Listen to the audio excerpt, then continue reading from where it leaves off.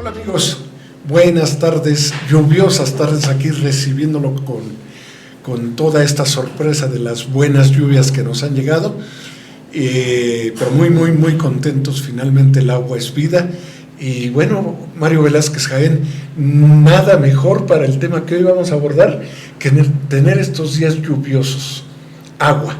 Pues sí, definitivamente, porque es la parte muy interesante de los extremos, ¿no? Los extremos que estábamos viviendo todavía hace 15 días. Sí, exactamente. Hace 15 días estábamos ya sedientos y ya con niveles de humedad pues muy bajos. Casi nulos.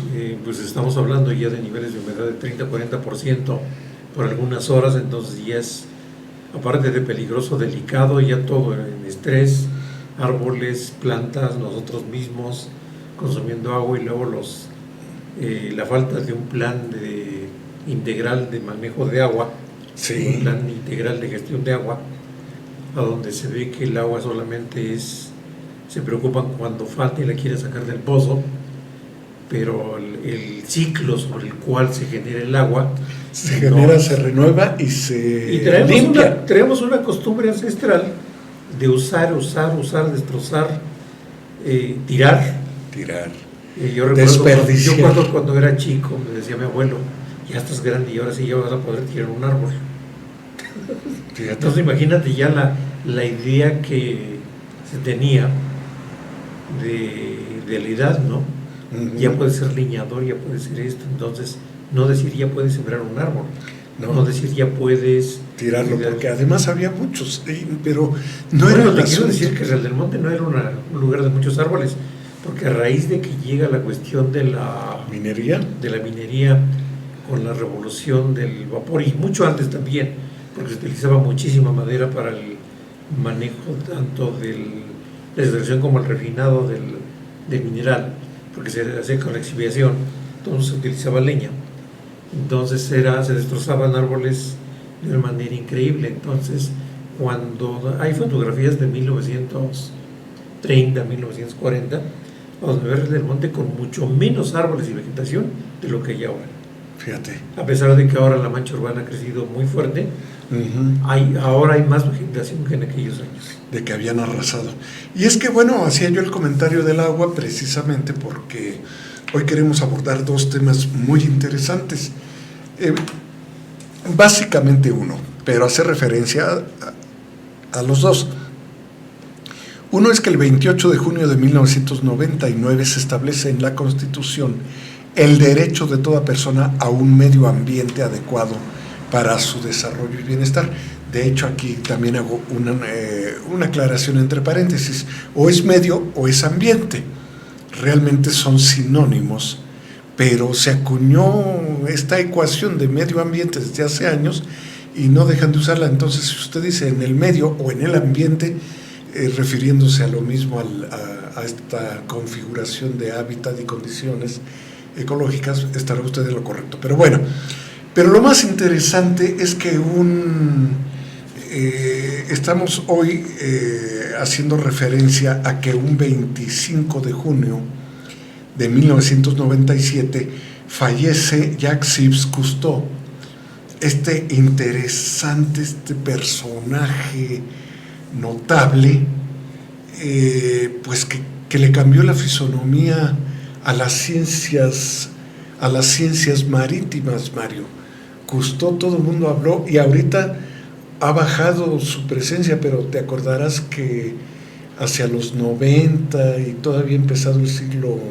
No, yo creo que desde los 70, 80, sí. Yo recuerdo que había un programa que desde luego no era mexicano, que se transmitía en los albores de la televisión a color, uh-huh. Que se llamaba, creo que La Casa del Hombre, ¿no? Alguna cosa así. Sí. Entonces se hizo moda el cuidado a la naturaleza, se hizo moda el cuidado a la ecología, se hizo moda investigar de qué hay en los mares, se hizo moda qué pasa en los mares, ¿no? Se hizo moda también estudiar ecología. Y sobre todo ciencias biológicas en ese sentido, ¿no? Y algo también muy importante, los océanos, los mares océanos, como lo decían antes, el mar océano, de pronto nos dicen, ahí tienes los 5 grandes océanos del planeta, ahí los tienes, ¿te has fijado en ellos? Eran exclusivamente depósitos de basura mundial. Se habían convertido en eso, inclusive creo que uno de los momentos más importantes de Cousteau, francés él de origen, uno de sus momentos más importantes es cuando el gobierno de Francia quiere utilizar el Mediterráneo, un mar cerrado prácticamente, lo quiere utilizar para vaciar sus desechos nucleares. Los desechos radiactivos. Exacto, y entonces Cousteau le dice, oye, no, espérate, y no por estas razones. Debajo del mar que tú ves y que en las playas te sirve para tomar el sol y nadar un ratito, debajo está más de la mitad de la vida del planeta. Eso es lo que nos advierte, porque los océanos que ocupan algo así como el 80% de la superficie del planeta. Y no es la vida del planeta solamente, sino es parte de del ciclo vital por el cual el hombre sobrevive en la Tierra. Porque si no fuera por los mares, si no fuera por lo que está en las montañas, si no fuera por los mismos minerales que están en las montañas, el reino mineral ya coadyuvado a través de los años, porque es a través de ellos que se genera, yo diría, las primeras cantidades de oxígeno que existieron sobre la faz de la Tierra. Sí. Y también la poca cantidad de agua que existió a nivel molecular, y que con las reacciones que hubo se empezaron a formar los primeros vapores que más tarde se convirtieron en gotas y más tarde se convirtieron en lagos y luego en océanos. Junto con todo lo que se dice, se predice o se especula que llegó del cielo, ¿no? Pero claro, yo tengo una fuerte hipótesis que mucho del agua que hoy existe se formó junto con las reacciones que sucedieron en los minerales y las fuertes temperaturas antes del Precámbrico, ¿no? Y además, esta combinación que siempre nos enseñan desde la escuela y nos cuesta mucho trabajo entender, los 4 elementos, bueno, que la mitología nos dice los 4 elementos de la vida: agua, fuego, aire, tierra, y la otra, la combinación de carbono, hidrógeno, oxígeno y nitrógeno. ¿Quién lo decía? ¿Primigesto? Creo que sí, ¿no? No sé, no lo conocí, no fue compañero mío en la primaria, así que no lo sé, pero sí, hay un libro muy interesante que se llama Kybalión, a donde Kybalión precisamente habla, y creo que lo escribió precisamente Primigesto, donde habla precisamente de los elementos básicos, pero lo habla desde el punto de vista no tanto del campo físico, sino más bien en el campo esotérico. Pero además yo creo que es un arquetipo, también hay culturas en diversas partes del mundo que consideran la combinación de estos 4 elementos como aquellos que al fusionarse dan origen a la vida. Y ahorita que mencionabas esto de la relación del agua y de los océanos con los continentes, con la atmósfera, con el calor mismo que hace rato describías, ¿de dónde sale el primer reptil que se arrastra en la Tierra y da origen a la vida? Pues deja del primer reptil, la primera forma de vida, que fueron estos protozoarios. Los protozoarios, las bacterias, los estromatolitos, que son, por cierto, tengo una pieza con un estromatolito, que son pequeños seres vivos que más tarde se convirtieron en conchas, que crecieron sin la presencia del sol, sino que crecieron en los volcanes que surgieron en el fondo del mar. Entonces, en el fondo del mar se formaron corrientes, generaron nutrientes y seguramente generaron también oxígeno, y ese oxígeno fue lo que inició la vida y los procesos metabólicos en la vida, ¿no? Después de ahí vienen primero las bacterias, después vienen los estromatolitos, de los estromatolitos vienen las amonitas, que son unas primeras conchas, ahorita me acuerdo, unos animalillos increíblemente interesantes, porque haz de cuenta una concha con patas. Entonces eso generó las primeras formas de vida. Inclusive hoy en día, para datar alguna roca, cuando te encuentras algún espécimen de estos, dices, pues este es de esta época porque está aquí. Las amonitas, por ejemplo, que son las conchas, o los caracolitos, bueno, pues este corresponde más adelante de esto, ¿no? Y después de esto ya vienen otras formas de vida que fueron evolucionando. Hasta llegar a los anfibios. Hasta llegar a los anfibios, ¿no? Que además los anfibios pues no sé si género, en cuántas especies, pero que además los anfibios siguen subsistiendo actualmente. Ahí tenemos justamente, ¿cómo se llama este anfibio mexicano? El ajolote. El ajolote, que además se ha convertido en un personaje casi mítico, proverbial, de la cultura mexicana del altiplano. Bueno, yo le diría adorado, sino mirado y cuidado, y inclusive era un alimento muy privilegiado, porque como el ajolote tenía el privilegio de que cuando perdía un miembro lo recuperaba, entonces bajo ese mito, entonces cuando se querían curar precisamente tomaban o comían ajolote. Y además el ajolote abundó en los lagos del antiguo Tenochtitlan, y no solamente en Tenochtitlan, sino en muchos lagos en la República Mexicana. El ajolote estuvo y está presente, ¿no? Sí, pero aquí particularmente y en la actualidad en toda esta zona de Xochimilco, aunque con los altibajos por esta avalancha de turismo, esta avalancha de basura que va a dar a los canales de Xochimilco, que se han conservado en muy poca cantidad. Recordemos que en Xochimilco se construyeron estos espacios de tierra, las chinampas, que fueron una innovación para la agricultura prehispánica y que hasta la fecha se siguen usando, y me parece que de algunas partes del mundo han venido a estudiarlas para tratar de aplicarlas en sus territorios. Pero volviendo a esto del ajolote, aquí lo tenemos en la zona de Tecocomulco. Sí. El lago de Tecocomulco, que esperamos que con estas lluvias haya recuperado pues una buena parte de su... Que se esté recuperando. De su caudal. Sí. Definitivamente. Pues el asunto es ese, que hoy queremos platicar un poco de Jacques Cousteau, este personaje que nace en junio de 1910 y muere en junio de 1997, es decir, 87 años. Un individuo cuya esposa y cuyos hijos se involucran junto con él en esta pasión por los mares, por los océanos, por las aguas, por incursionar abajo de la superficie de las aguas, porque no solo se lanzan a los océanos, se lanzan a ríos, se lanzan al Amazonas, incursionan en el Mar de Cortés. Bueno, ¿qué no visitaron? Porque también el Nilo, qué sé yo de cuántos lugares visitaron. Y además, la historia misma de Cousteau, Mario, no prometía ser la de un individuo que se fuera a meter a estudiar esto.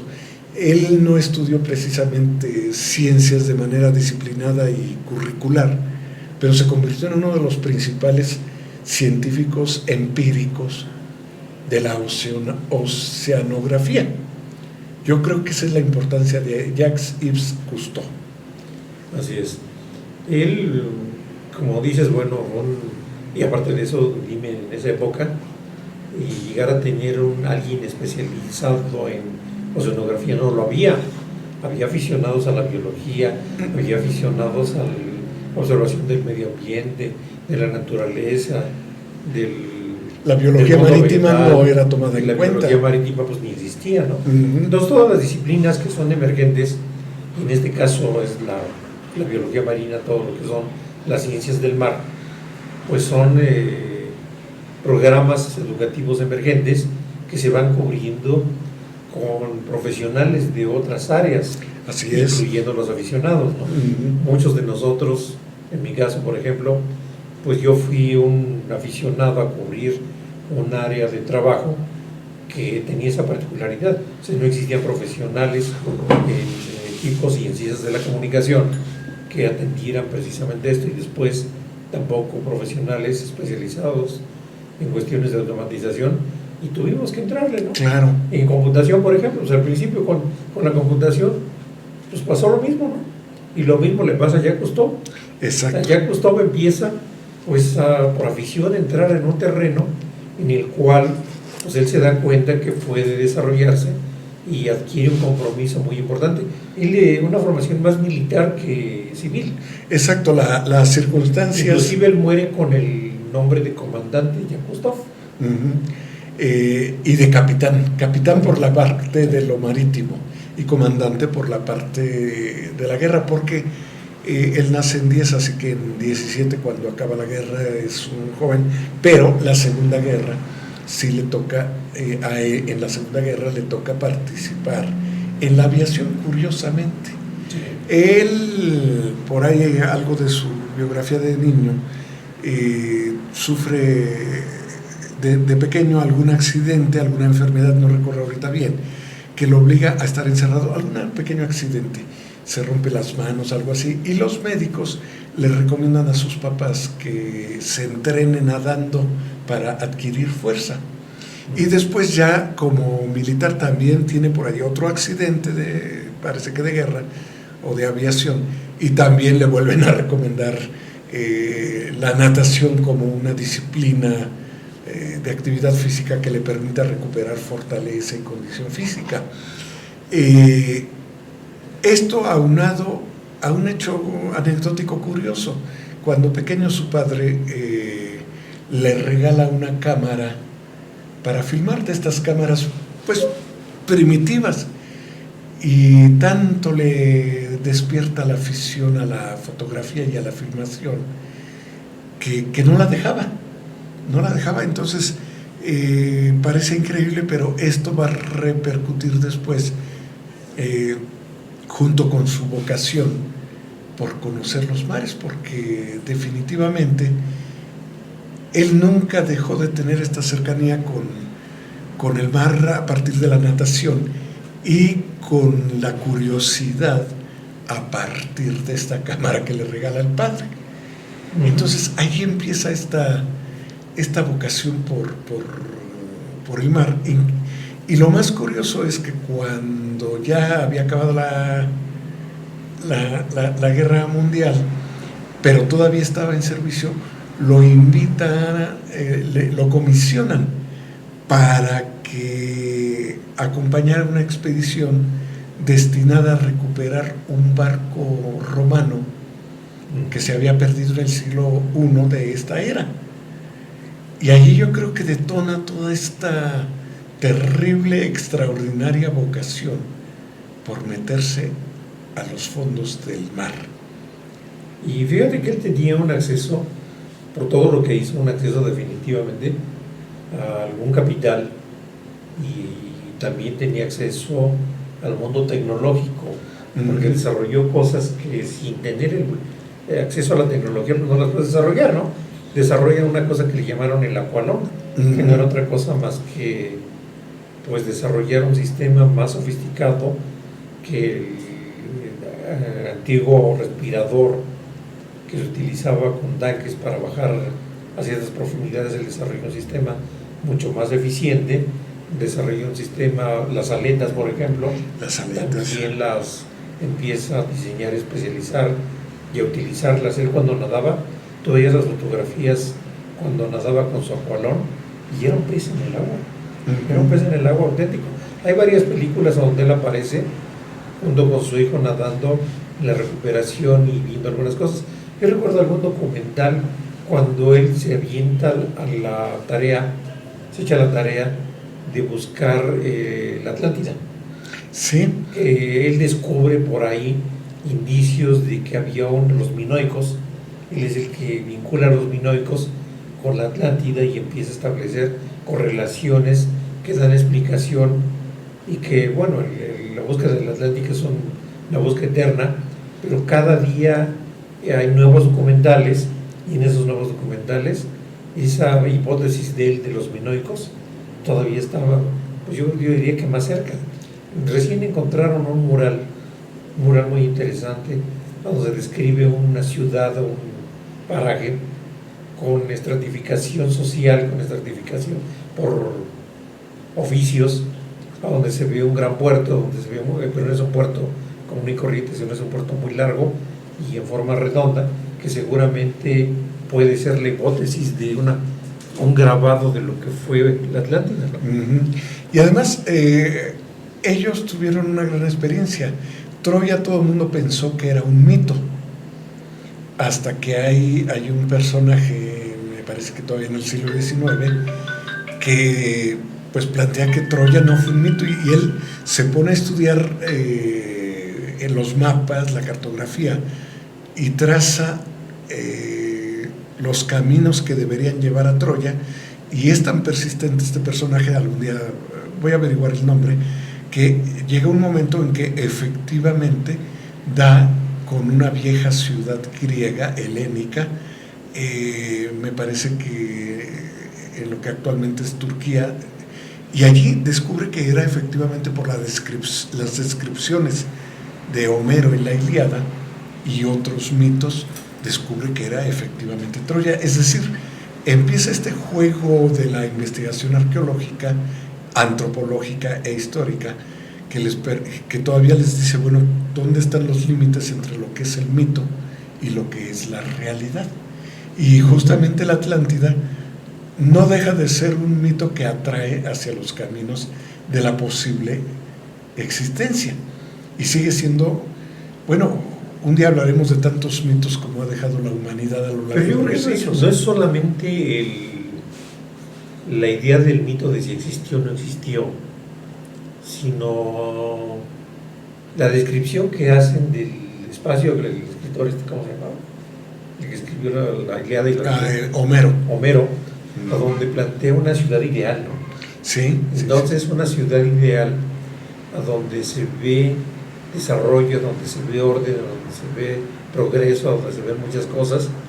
Y yo creo que es algo que pudo haber atraído y sigue atrayendo todavía, porque dicen, bueno, ¿cómo en ese mundo casi en edad de piedra aparece una ciudad tan desarrollada? Sí. Entonces, sigue siendo y será, yo creo que la gran búsqueda de la humanidad, encontrar un mundo ideal, encontrar una ciudad ideal, construir una ciudad ideal a donde existan todos en armonía todos estos valores. Alguien decía que el verdadero socialismo es cuando tienes, o el verdadero comunismo es cuando tienes una ciudad como esta, ¿no? Como la Atlántida. Como la Atlántida. Uh-huh.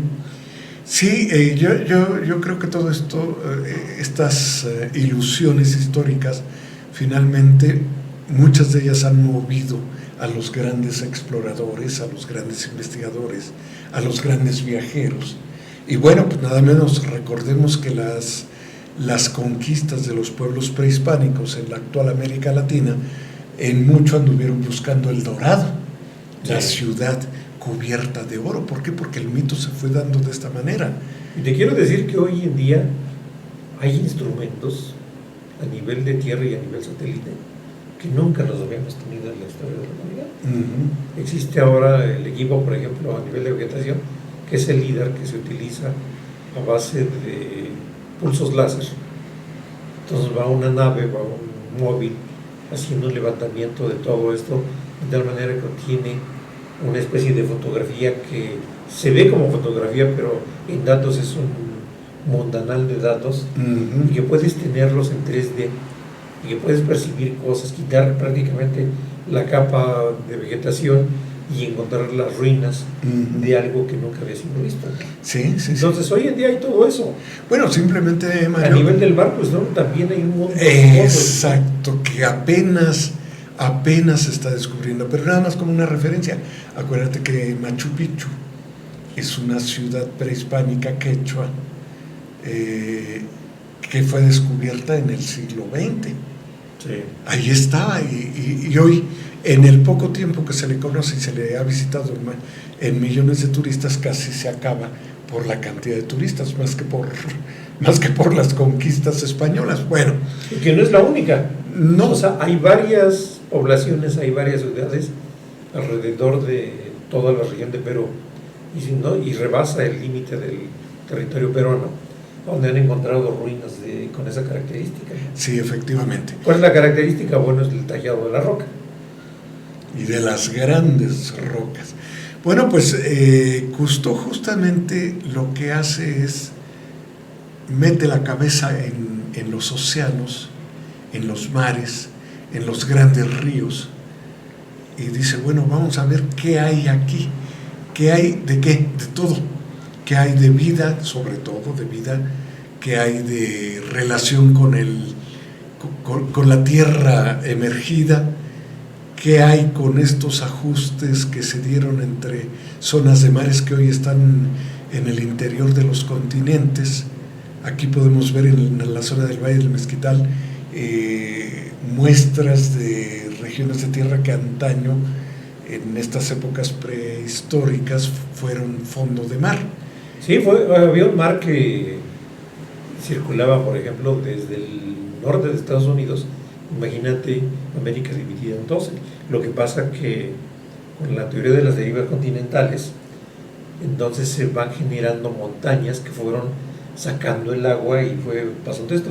Cuando vamos, por ejemplo, aquí a la región de Meztitlán, es un espectáculo impresionante ver cómo la estratificación, de repente la dirección de las rocas no está paralela al piso, sino que está inclinada, ¿no? Eso no es otra cosa más que unas fuerzas terriblemente grandes se chocaron. Del mar emergiendo. Del mar y de los continentes emergiendo precisamente por todo esto. O del gran continente, porque se habla de... Y que no han terminado de moverse. Exactamente. Los temblores no son otra cosa más que eso.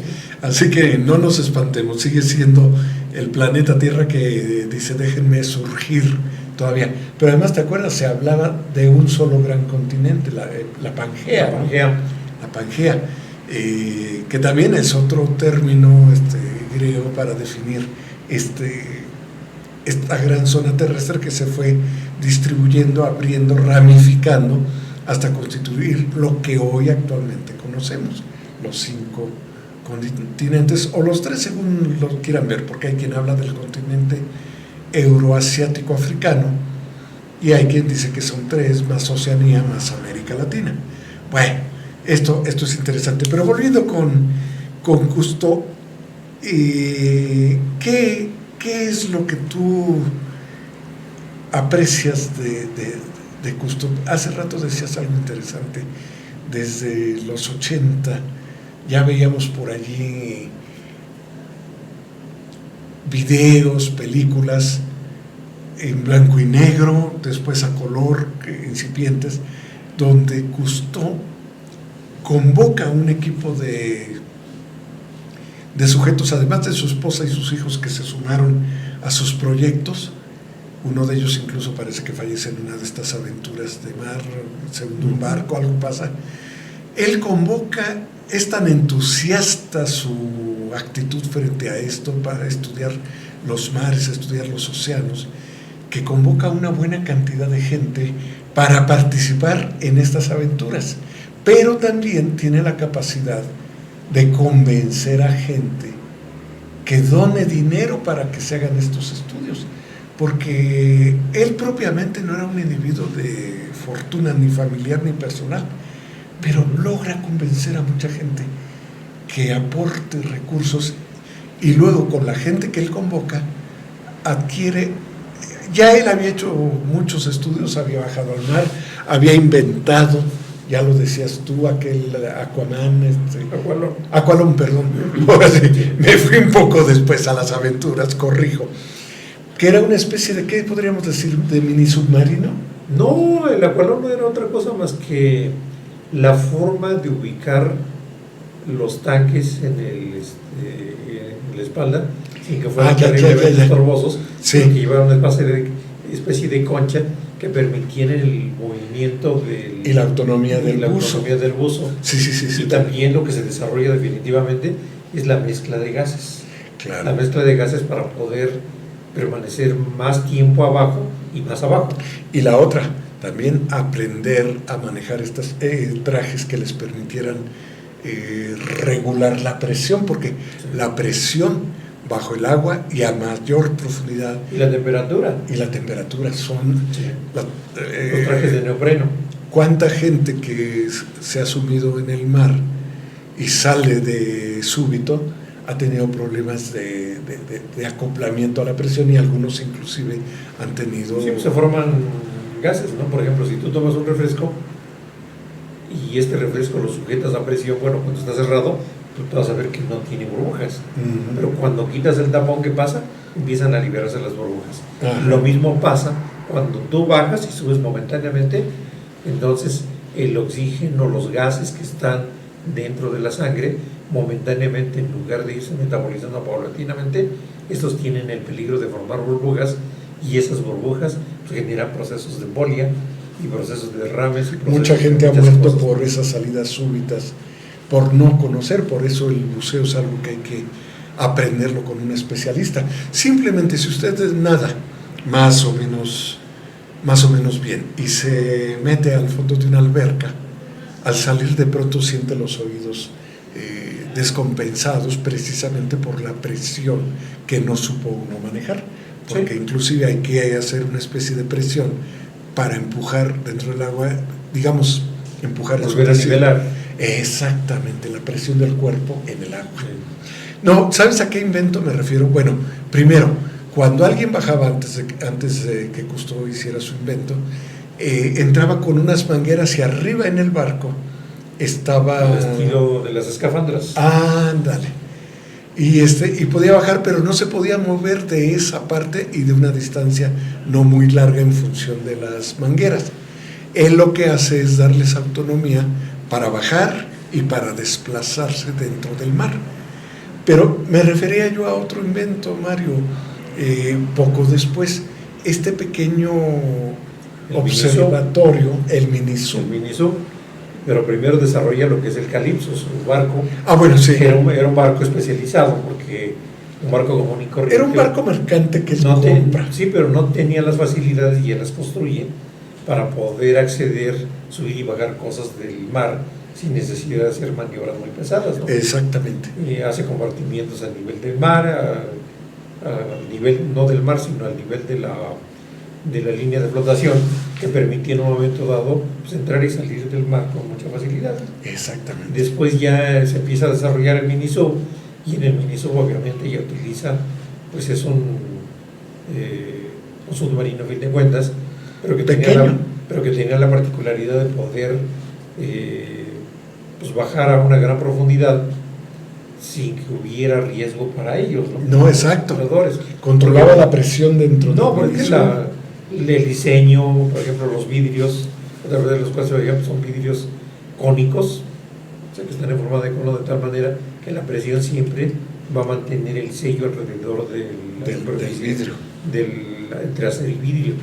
Y el acero pues no es un acero, una laminita de número 12, es un acero de 4 o 5 pulgadas de espesor, ¿no? Sí, porque además bajar a esas profundidades, toda la presión del mar sobre este objeto era tan grande que si no hubiera tenido esas características, los truena. Fíjate que hay un experimento muy interesante, si alguien tiene la oportunidad de ir alguna vez en un crucero, tome un vaso de unicel con una cuerda, pues de unos 70-80 metros, amarre con un objeto pesado el unicel, el vaso de unicel, y bájelo lo más que pueda. Vea las dimensiones antes, y cuando lo saque lo va a encontrar más pequeño. ¿Por qué? Porque se ve la manifestación de la presión sobre el objeto. Exactamente. Yo ni siquiera quisiera pensar qué le pasó a estos hombres que fallecieron en la explosión que quisieron ver el Titanic. El Titanic, y que hubo un mexicano que se arriesgó y todavía logró ver eso, que se llama Alan. Es un reportero. Sí, Alan por el mundo se llama su serie. Él fue, creo que en el penúltimo viaje. Así es. Y al siguiente fallecen los siguientes turistas. Los siguientes turistas, porque además costaba un dineral bajar. Y todo para ver el barco, bueno, pues las aficiones que cada quien tiene. Pero sí, efectivamente, era una especie de submarino intermedio, pero que no resistió finalmente tecnológicamente tuvo fallas. Fue la utilización de materiales compuestos, o sea, plásticos con acero. Y el plástico con acero, pues es, yo diría, bueno, la fibra de carbono, pues será muy buena y lo que quieras, pero pues, a fin de cuentas no deja de ser un material que, llevando a los límites, es también frágil, ¿no? Claro. Entonces, eso nos lleva a que son avisos, ¿no? Y las pruebas que va teniendo el desarrollo del conocimiento y el desarrollo de la tecnología, el desarrollo mismo de la humanidad, que está vinculado precisamente con ir entendiendo el comportamiento de esto, ¿no? Por ejemplo, si vemos el inicio del desarrollo de las máquinas a fines del siglo XIX, decían vamos a hacer esta máquina, ¿no? Porque ya estaba, no había grandes dibujos, ni diseñadores, ni simulaciones, ni nada, ¿no? Sino que construían la máquina y decía el que la estaba inventando, ahora vamos a ver por qué no se mueve, ¿no? Entonces sobre la marcha iba corrigiendo. Claro. Entonces las cosas eran algunas veces sobrediseñadas y algunas veces no bien diseñadas, que generaban catástrofes, desastres y accidentes, ¿no? Exacto. Que era uno de los grandes temores cuando se hace la Torre Eiffel. Sí. Sí, porque hoy se hace un diseño de lo que sea, de una máquina especial, de un cohete interplanetario, y uno espera que se llegue a la prueba, pero antes de que llegue están los simuladores en los programas de cómputo que permiten hacer todo este cálculo, toda esta consideración. Y simulaciones, ¿no? Y las simulaciones. Hay simuladores que... Los modelos matemáticos, ¿no? Pero hay simuladores gráficos que son de una manera, que son increíbles para el desarrollo de toda la tecnología actualmente, ¿no? Sí. Y bueno, pues esto nos lleva todavía a admirar más el empeño de Cousteau por inventar, diseñar y estudiar a profundidad, asociado con al cuerpo, a los científicos, a los políticos, a la gente común y corriente, con lo que decía hace un rato, ¿no? La Carta de los Derechos y las Generaciones Futuras.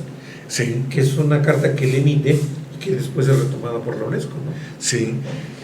Allí es cuando es interesante hablar del calipso. Tengo aquí una cita que dice: fue allí entre las barcas y los acorazados del puerto de La Valletta en la isla de Malta, al fondo del Mediterráneo, del Mar Negro, sí, en el Mar Negro, donde lo vi por primera vez. Me enamoré de él nada más verlo, me acuerdo como si fuera ayer, pero fue en 1950. Y ese es el barco que era un viejo dragaminas que se hundió en Singapur y fue remolcado hasta Marsella. Entonces Cousteau ve este barco y se propone adquirirlo. Era el Calipso. Y Calipso, fíjense, no podía ser más asociado a todo este sueño, a toda esta utopía de Cousteau, el nombre del barco, Calipso. El calipso es un crustáceo. Ahora, pero Calipso es el nombre mitológico de la diosa que detuvo 7 años a Odiseo cuando regresaba después de la guerra de Troya, regresaba a Ítaca. Y entonces en esos 10 años de regreso fue por cigarros a Troya y tardó 10 años en regresar. Por ahí va más o menos la historia. Léala, es muy bonita y búsquela, de veras, qué interesantes historias. Por algo hay que acercarse a los clásicos. Tarda 10 años en regresar para llegar nuevamente con Penélope, su esposa, que la asediaban para quitarle el reino. Y 7 años Calipso, una diosa, se enamora de él y lo retiene en su isla, hasta que, compadecida por ver el sufrimiento de Odiseo, le permite que se reembarque para dirigirse a su isla y buscar a su familia. Entonces de ahí viene el nombre de Calipso. No podía tener mejor nombre el barco de Cousteau, definitivamente, ¿no? Entonces, imagínense convencer a la gente. Hay muchos documentales, véanlos. Sí. Ahora con la maravilla de YouTube, sí, tienes acceso a una gran cantidad de documentales de él, de sus aventuras. Yo estuve viendo uno del Amazonas. Y de las películas que alguna de ellas ganó la Palma de Oro como el mejor documental. No recuerdo ahorita el nombre, pero es un nombre muy importante. y colaboró, sensibilizó a la comunidad internacional en eso que hoy llamamos la ecología y las ciencias del mar, Claro. que nos permite tener una gran cantidad de cosas, ¿no? Sí. De información, y no es la información de decir, bueno, allá está el mar y allá acá estamos nosotros, no, sino allá está el mar, y si lo lastimamos, nos estamos lastimando nosotros mismos, ¿no? Efectivamente, sí. Hoy en día, por ejemplo, ya se tiene con la tecnología satelital el monitoreo de las grandes islas de plástico que están dentro de las corrientes marinas y que no son pequeña cosa.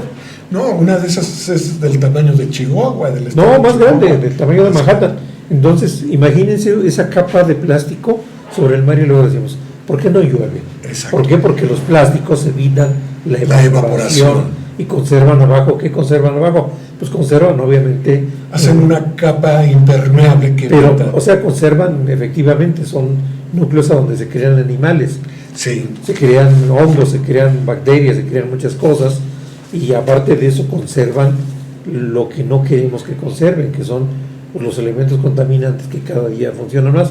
Hay una recomendación y que van acabando últimamente con las de especies marinas. la Panamericana de la Salud, de la OMS, que la te dice Organización Mundial de la que Salud. no es bueno ya consumir mariscos muy seguido y mucho tiempo, Por esta porque hay contaminación una tan alta. contaminación de mercurio probable, ¿no? Ujú. Entonces, y el mercurio, bueno, pues es una sustancia terriblemente dañina Tóxica y para el tóxica para organismo. muchas cosas, ¿no? Ujú. Sí, sí, sí. Y eso es nada más hablar del mercurio, pero hay otras más delicadas, ¿no? Por ejemplo, el caso del plomo. Hace algunos años hicieron una investigación, dijeron, bueno, ¿por qué Beethoven era un tipo que tenía todo el mundo de talento? ¿Cuál era su daño que tenía? Empiezan a indagar en libros, en comentarios, en entrevistas que hubo de la época, y afortunadamente encuentran cabellos de él, los analizan y contenía plomo. Analizan sus costumbres y se encuentran que él consumía vino barato que era guardado en vasijas de plomo. Entonces, a eso se debe mucho de su Bueno, desorden. inclusive acuérdate, el cristal que hoy es tan caro y tan apreciado y tan etcétera, es una combinación de todos estos cristales de vidrio con plomo. No, imagínate personajes, por ejemplo, del Conde de Regla. El Conde de Regla está cerca de los crisoles, donde se estaba obteniendo O los caballos que pisaban, sí, el arsénico. y que no, el arsénico y el mercurio, ¿no? Entonces, para que no lo robaran, se iba a asomar seguramente a esto y absorbía los vapores, seguramente de mercurio, seguramente algo de arsénico, seguramente Sí. algo de plomo. Y luego decían, bueno, ¿por qué se hizo loco, no? Exacto. Más loco que un sombrerero, decía. Más loco el que dicho. un ultramillonario de su época, que lo fue. Decían que más loco que el sombrero, ¿por qué? Porque el sombrerero, para darle la forma de la copa, inicialmente utilizaba el mercurio. Mira qué interesante. Bueno, el tiempo se nos va, pero quiero aquí leerles, Mario, de un artículo que encontré. Dice, las 5 hazañas con las que Jacques Cousteau catapultó la protección de los océanos. Las enumero ya muy rápidamente porque tenemos el tiempo encima. 1. Nos abrió las puertas del mundo submarino, es decir, detonó la conciencia de que el mar, como los continentes emergidos, el mar era también parte fundamental de la vida en este planeta, y tan importante era la limpieza de la tierra y sus continentes como de los ríos de agua dulce y de los mares de agua salada. 2. Mostró a la gente por qué hay que preocuparse por los océanos. Efectivamente, todo esto que acabas de mencionar, mantenerlos limpios, aparte de que se están acabando, se están contaminando, y mucha de la comida del mundo entero proviene de los mares. Aparte de que hoy es la vía de circulación más desarrollada en aspecto de traslado de mercancía. 3. Cousteau defendió los océanos y los arrecifes de coral. El coral que antes todo el mundo entraba y iba al mar y ¡ay, aquí hay un pedacito de coral, me lo robo! Y empezó a formar Lo conciencia. vendían como souvenir en Como Acapulco, souvenir, acuérdate. claro, y en Isla Mujeres y en todos estos lados. Y él dijo, no, cuidado, respetemos eso. Los corales son testimonio de la vida y la limpieza en el mar. Denunció el vertido de residuos nucleares y los impidió. Y finalmente creó un sentido de responsabilidad para las generaciones futuras. Es obligación de las generaciones actuales dejar un mundo más limpio cada vez a las generaciones futuras. Y derivado de eso, fíjate que se genera algo que es muy interesante, ya es la teoría del antropoceno. El antropoceno, ¿qué es? Cuando el hombre, en su influencia en el medio ambiente, empieza a modificar espacios físicos, mares, ambiente, temperatura, y todo eso está pasando. Entonces, ¿cuándo empezó el antropoceno? En 1950, con la Segunda Guerra Mundial. ¿Por qué? Porque fueron hundidos una cantidad increíble de barcos en el océano y aviones que aún hoy en día siguen contaminando porque utilizaban combustibles, gases, aceites, y que la corrosión está rompiendo los recipientes y sigue contaminando todo. Y ahorita también por allí hay 2 o 3 submarinos nucleares que se han quedado en el fondo del mar. Así pues, es. Como sugiere Mario, busque en YouTube videos de Cousteau. Y hay una gran cantidad de información ahora, por ejemplo, esta que es reciente, precisamente aquí viene la teoría del antropoceno, que curiosamente la teoría del antropoceno lo acuña en un congreso en México un investigador norteamericano. Entonces, en un congreso, dice, la idea surgió en México en el año 2000, de Paul Crutzen, que es uno de los más eminentes especialistas en el mundo precisamente de la geología, de las historias geológicas del mundo. Entonces son momentos muy interesantes, y dentro de los aportes que hace esto, nos aporta algunas gráficas muy interesantes, ¿no? Que el Holoceno es... Creo que por lo que nos estás diciendo es un tema que valdría la pena que abordáramos, Mario, porque justamente es lo que nos toca vivir y nos toca, dentro de nuestra ignorancia, prohijar o defender, o combatir. Pero sí me parece que es un tema interesante y apasionante, ¿no? Desde luego. Se nos fue el tiempo, como siempre. Nos quedan muchas cosas por comentar con usted, pero interesante, de verdad. Comentábamos antes de iniciar el programa, qué tipo tan fabulosamente, tan extraordinariamente loco y creativo fue Jacques Cousteau. Métase a ver sus videos, se va usted a entusiasmar con él, definitivamente. Mario Velázquez Jaén, pues nos vemos aquí dentro de 8 días. Por supuesto que sí. Para hablar de otro tema. Le enviamos un saludo a Arturo Moreno, nuestro compañero. Hoy no pudo estar aquí con nosotros, pero ya nos acompañará. Algún río se le atravesó. Sí. Hasta luego.